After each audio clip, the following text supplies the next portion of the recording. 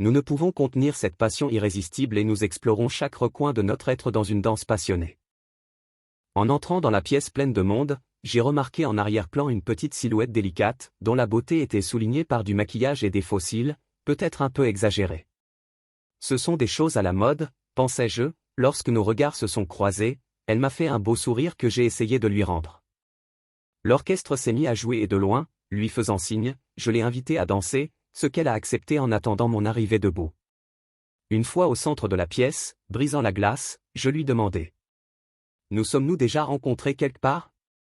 Souriante, elle répondit. « J'ai l'impression que c'est le cas, mais je ne sais pas où. » Pour suivre le fil de la conversation, j'ai répondu, « Nous sommes dans les mêmes conditions, je ne sais plus où, mais si ce n'était pas dans cette vie, c'était dans la suivante. » Mes paroles ont eu l'effet que je souhaitais, je l'ai fait rire quand elle m'a dit. « C'est peut-être parce que je crois que je te connais. » Quand l'orchestre s'est arrêté pour se reposer, elle m'a demandé. « Vous venez en voiture ?» « Oui, répondis-je. »« Pourquoi ?» « J'ai honte parce que je commence juste à te connaître et je te demande déjà des faveurs, mais j'ai besoin de rentrer chez moi un instant. »« Ne perdons pas de temps à voir si nous pouvons danser le prochain set, dis-je. »« Avec qui vis-tu ?»« Seule, répondit-elle en souriant, n'aie pas peur, personne ne te frappera. » Quand nous sommes arrivés chez elle, alors que nous ouvrions la portière de la voiture, elle m'a demandé. « Tu veux entrer, tu veux un café ?»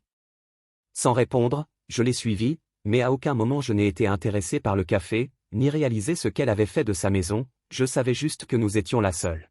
« Asseyez-vous, ou tu veux vraiment aller danser ? Viens avec moi un peu et ensuite nous retournerons au bal. » D'accord, j'ai dit, restons.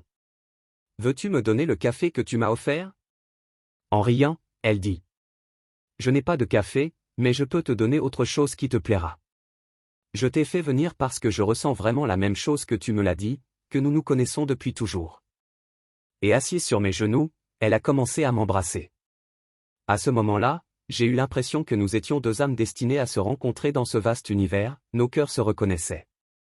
Au milieu du chaos du monde extérieur, nos âmes se cherchaient avec impatience, aspirant à cette connexion divine d'amour qui transcende le temps et l'espace.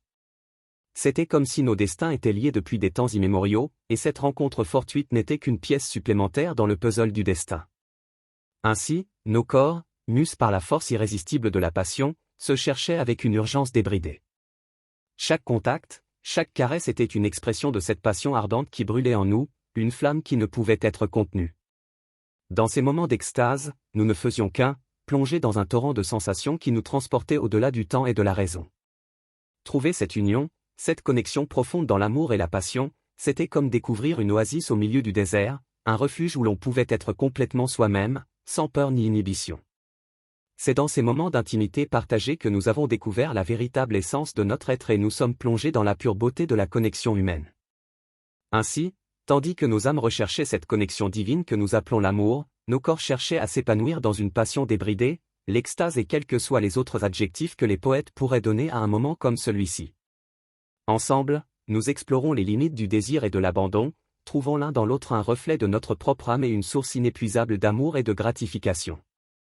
Après ces minutes d'entière satisfaction, haletant, fatigué, il m'a demandé. « Tu veux toujours aller danser ?»